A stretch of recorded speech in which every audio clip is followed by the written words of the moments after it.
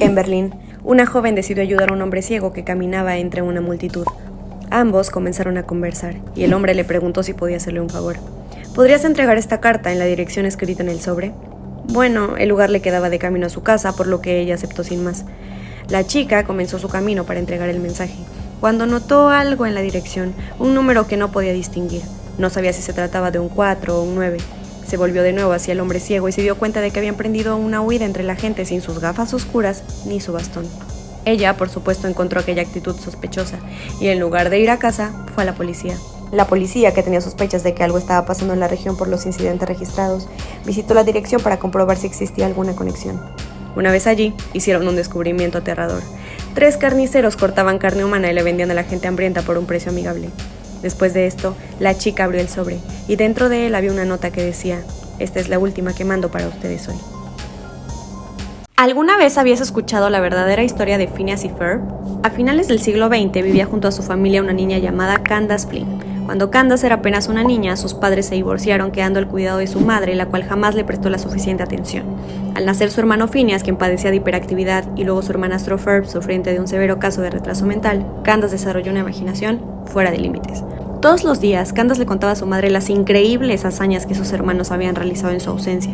Ya aburrida de esta situación, la madre acudió a un especialista quien le diagnosticó a Candace una esquizofrenia severa. Candace, cansada de que nadie creyera sus historias, decidió escribir un diario en el que plasmó cada una de las aventuras de Phineas y Ferb explicadas con lujo de detalles. Para el año 2005, Candace Flynn es encontrada muerta en su habitación junto con una nota de suicidio escrita en la última página de su diario. Para finales de este año, la perturbada madre de Candace ofrece las historias de su hija a Disney Channel, y un 17 de agosto de 2007 se estrena a nivel mundial una distorsionada y mejorada versión del mundo de Candace llamada Phineas y Ferb.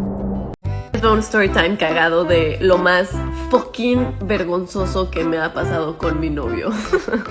Güey, neta espero que mi mamá, que nadie de mi familia esté viendo esto, güey, porque qué pinche oso. Bueno, el caso, empecemos. Bueno, pues yo voy a la escuela aquí en Estados Unidos, en Florida. Y cuando empecé a ir a la escuela acá, yo siempre me iba caminando a mi escuela. Pero pues con el calor de Florida, pues güey, o sea, pues sudas un chingo. El punto es que ya pues llegué a la escuela, hice todo lo que tenía que hacer y mi novio y yo decidimos que nos íbamos para su casa para terminar unas cosas. Entonces, pues ahí estábamos, no sé qué, y o sea, las mujeres me van a entender esto. De la nada, güey, como que a mi brasier se le zafó la varilla o no sé qué pasó. De esas veces que el pinche brasier te empieza a lastimar un buen y me lo tuve que quitar, güey, porque, o sea, pero no piensen mal, o sea, les voy a hacer una parte 2. Parte 2 de lo más vergonzoso que me ha pasado con mi novio. Bueno, pues ajá, el brasier me estaba lastimando un montón y tipo, o sea, me lo quité porque, güey, o sea, yo sé que se puede ver mal que estaba en casa de mi novio y me quité el brasier, pero, güey, me estaba lastimando y antes cómoda que una dama, güey. ¿Qué? La cosa es que en la pendeja, güey, cuando ya me fui para mi casa, se me olvidó mi brasier en casa de mi novio. Y lo cagado de todo esto es que ya cuando me volvió a ver, me regresó mi bra... Aquí va lo vergonzoso. Y me dijo de que, güey, tienes que poner a lavar esa mierda. Y yo de que, güey, ¿qué? Y el güey de que huele horrible. Entonces yo me imagino el cabrón así que vio el brasier y fue como... dejó su brasier, lo voy a oler. Y fue como... qué oso, güey. Laven su ropa, güey. ¿Cómo me enteré que mi papá tenía una doble vida con la empleada de mi casa? Este suceso ocurrió hace unos meses y cambió mi vida por completo. Para entrar un poquito en contexto, mis papás están casados desde hace más de 20 años. Han vivido toda la vida juntos y con nosotros. En mi casa somos mi hermano mayor, mi hermana y yo. Pero desde que estamos muy pequeños, mi mamá contrató a una señora para hacer la limpieza del hogar. Ella se llamaba María y nos acompañaba desde hace más de 15 años. Ella pasaba la mayor parte del tiempo en nuestra casa, aunque sí se iba a visitar a su familia los fines de semana. Nosotros le teníamos mucho cariño y aprecio y la veíamos como una segunda mamá porque prácticamente nos había criado. Mi mamá también la trataba como una amiga porque confiaba muchísimo en ella y jamás imaginamos lo que había detrás y cuáles eran sus verdaderas intenciones. Todo esto comenzó cuando mi mamá comenzó a sospechar de que mi papá le era infiel, pues resulta que comenzó a llegar un poco más tarde del trabajo y un día mi mamá encontró labial y perfume de mujer en una de sus camisas, por lo que decidió buscar a alguien para que lo siguiera. Pero como ella no tenía ni idea, Mi mamá decide contratar a alguien para que siguiera a mi papá. Pero ni bien contrató a esta persona, mi papá cambió su actitud totalmente. Dejó de llegar tarde a la casa, dejó de salir los fines de semana, ya no se quedaba hasta tarde en el trabajo, como si alguien le hubiese avisado.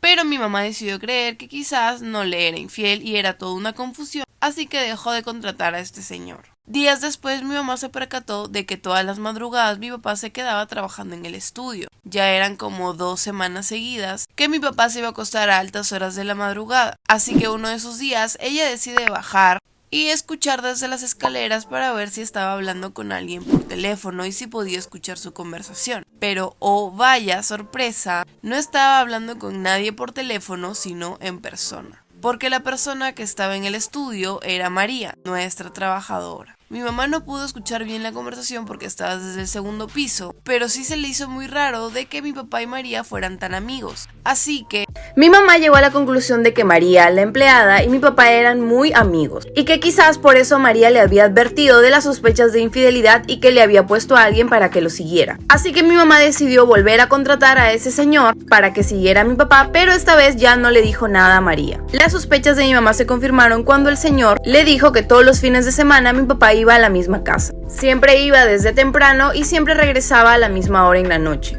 Con esto prácticamente mi mamá confirmó de que mi papá le estaba siendo infiel y creía que el amante vivía en esa casa. Mi mamá ya no soportaba más la intriga, así que decidió ir a esa casa para encarar al amante, o a quien viviera ahí en esa casa. Pero cuando fue, se llevó la sorpresa de su vida al ver que quien le abría la puerta era la hermana de María. Para esto cabe recalcar que María trabajaba cama adentro, y solamente iba a ver a su hija, que tenía 9 años, los fines de semana y el resto de días la dejaba con su hermana. Mi mamá no entendía por qué mi papá iba a ver a la hermana de María, y asumió de que mi papá le estaba poniendo el cuerno con ella. Pero lo que no sabía, mi mamá no entendía por qué la hermana de María le había abierto la puerta. Pero ella asumió de que era porque mi papá le estaba engañando con la hermana de María y por eso María los estaba encubriendo.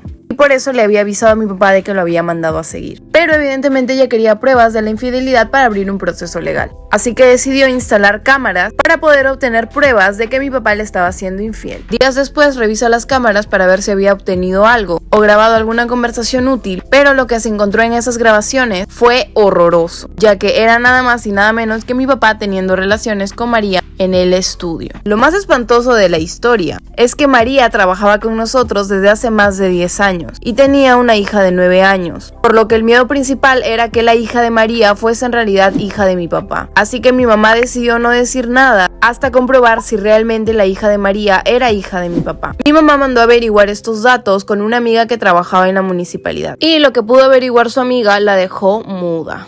Story time. Cuando tenía como 16 o 17 años, vivimos un año en México. Y yo le pedí permiso a mi mamá que si me dejaba ir al jardín con unas amigas. Y ella me dijo que sí, con la condición de que llegara antes de las 11 de la noche. Después se hizo la hora de irme a casa y un muchacho que me pretendía ofreció caminarme hasta mi casa. Y a medio camino nos desviamos y nos fuimos a sentar en una piedra debajo de un árbol a platicar. Estábamos platicando, él me estaba declarando su amor y no sé qué tanto rollo. Y cuando menos me doy cuenta ya eran las 2 de la mañana. Y el polvo. No, hombre, valiendo madre. Dije, a mi madre me da una buena desgreñada. Y le dije, muchacho, me tengo que ir porque ya me van a matar. Y empezamos a caminar cuando a lo lejos escucho la troca de mi mamá que ahí venía. Era una Ford vieja que parecía sonaja, así que desde lejos se escuchaba. Y dije, mi mamá hoy sí me da una buena arrastrada por todo el pueblo. Y díganme por qué volteo a ver y el güey ya se había desaparecido del miedo que le tenía a mi mamá. Y por milagro de Dios no me chingó mi madre.